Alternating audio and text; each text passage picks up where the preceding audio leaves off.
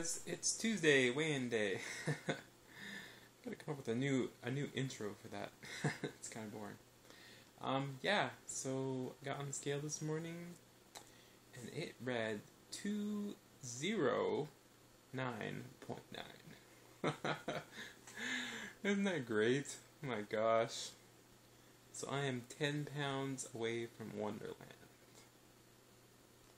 Crazy, crazy stuff.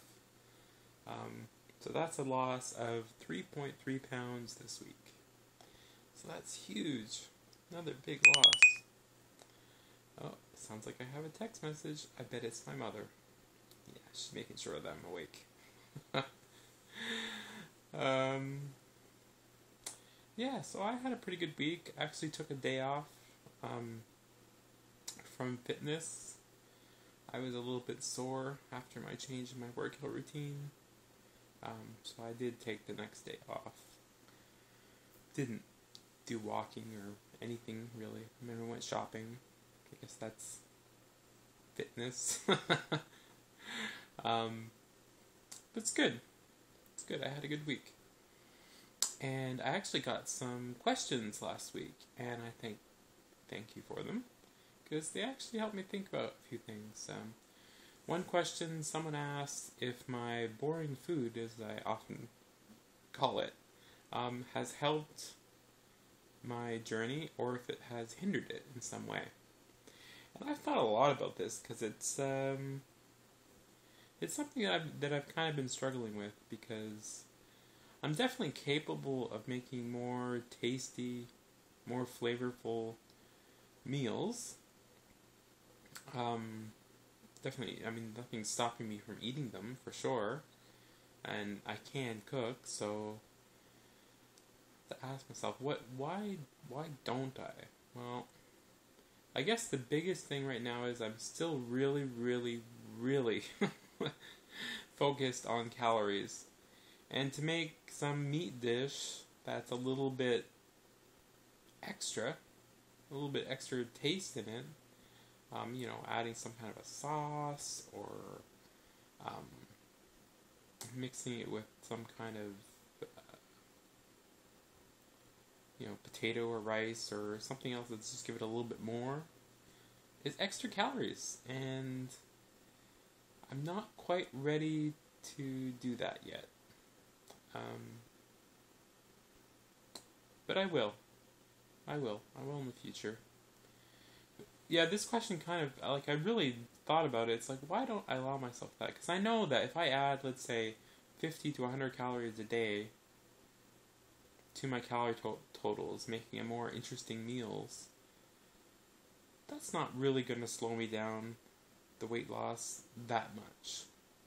In reality, it's a pretty small modification of my food plan. So, for a second there, I thought that maybe I was kind of like punishing myself. Like maybe I don't deserve to have that kind of food. But I don't think that's really it. I think it's just I think it's mostly the calories, and I want to get as much as I can out of this. And I don't really need that fancy food. And I think realizing that and behaving that way has helped me sort of break my addiction a little bit more with food.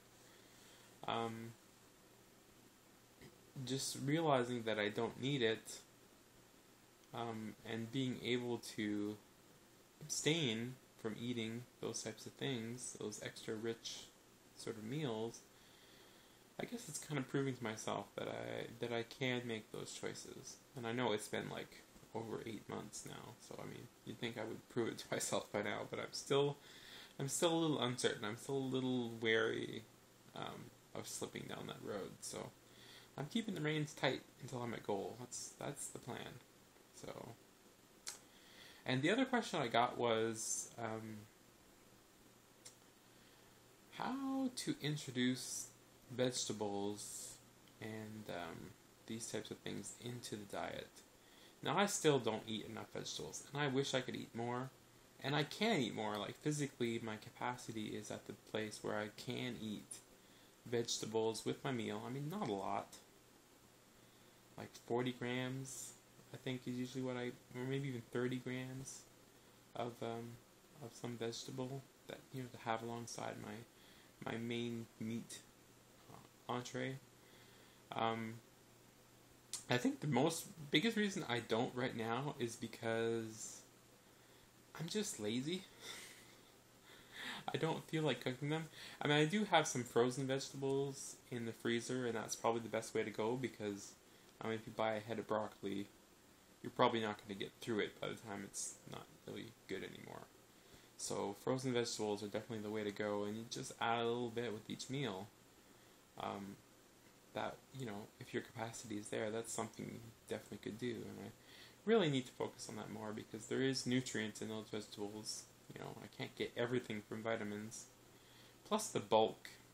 Just the bulk of a lot of vegetables, like, especially the stemmy kind of vegetables, like the broccoli, the asparagus, these kind of things. That bulk I think it just helps your intestines process things. So I'm definitely going to make a larger effort to add those little bits to my meal. And I've also been thinking a lot about, it's something that I do, I guess, naturally, but I always feel like I'm fumbling around it, like I'm not, I'm playing catch up and not really planning it this way, but I think I should really structure my days so that I have complementary meals. And what I mean by that is maybe I'll have like a high calorie, fancy, tasty lunch that's, 250 or 300 calories. And then for supper, I can have something that's low calorie, like a fish fillet or something like that. Not a fish fillet from McDonald's. I always say that. I always feel like I want to say that because that's the wrong way to go. But, just a baked fish. And the two of those together, really balance out the day so that I'm not eating too many calories. But I mean, just to plan on doing that so that I will have, like, instead of having two meals that are, 200 calories each and kind of, not so interesting, I could have one that's interesting and one that's, a little bit more plain. And I think the same thing goes with vegetables. I mean, I crave vegetables sometimes. I mean, definitely. Things like salads and even just vegetables. Just cooked, steamed vegetables. I crave them. But I don't have the capacity to eat all of them that I want. Or to really make a meal that's like vegetable focused. Which I really want to do. But I can still work that into my plan also, because the thing is about those vegetable meals is they're low in protein. Well, if I pair that in a day where maybe I'll have an extra protein shake, then definitely I can still, work my macros to make the day a good day, but have that balance of having those foods that I want, that are still not, crazy or anything, but I can, I just have to pair things up so that it works out well. So in the next month or two, I'm really going to focus on that and trying to structure my days that way, because I think it'd be pretty helpful. I think it'd be pretty helpful overall. Yeah, so I actually had 2 questions, and yeah, thanks. I asked, and you guys came through. And they were good questions, and they helped me a bit, so it's great. Yes, it's still pretty early, working on my coffee. I still have to have breakfast. Early. I think it's probably 10 o'clock by now. My day kind of creeps along in the mornings because I have I usually start the day with a big glass of water or Crystal Light and take all my dozen or so pills that I have to take in the morning. And then I hit my coffee because by that time I really need it. And then it's breakfast time. So my days really drag on. I see why a lot of you working people just go with the shake because, you take, that way you get the protein and the liquid and everything. And if it's coffee flavored shake, you get all 3 in one. So I definitely see why a lot of you guys do that. So my day, what do I have planned for today? I'm waiting around for the postman this morning because I have a shipment of food that's supposed to be coming in. It's been taking forever to get here, and it's supposed to be here today. So I'm gonna wait around until he comes because I don't want to miss it. Because that means tomorrow will be screwed up too if I do that. So, yeah, and I have the gym this afternoon. Looking forward to that. I've sort of modified what my trainer gave me for my sort of stage 2 fitness. There are some exercises that I shouldn't do, like lying on my stomach and doing the feet to my bum, that thing. My back can't handle being on my stomach like that. It just makes me too sore. Like the day after, it was really hurting. So, not doing that one anymore. Also the incline leg lifts.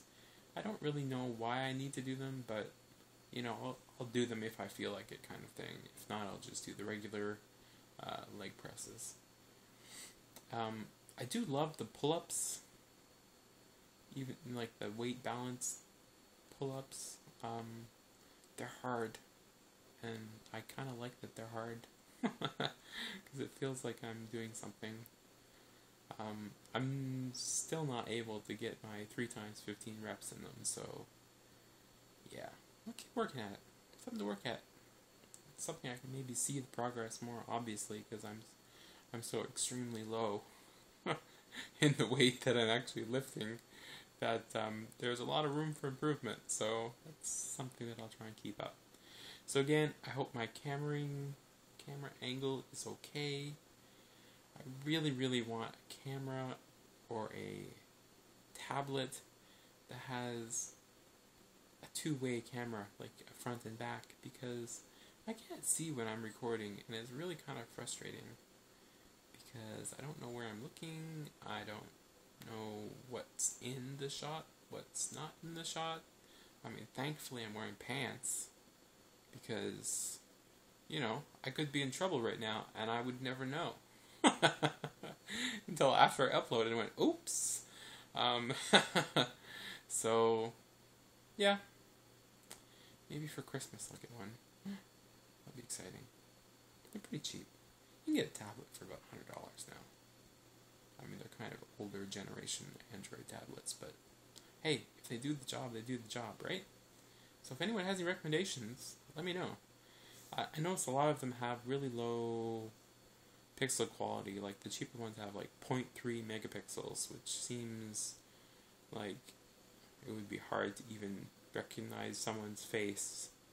But if you have one that has specs like that, let me know if it works like it. And yeah. Anyway, I hope everyone had a great week, and I hope everyone having a great day, and I will see you guys later this week, hopefully with that grocery haul I've been promising. Okay, bye.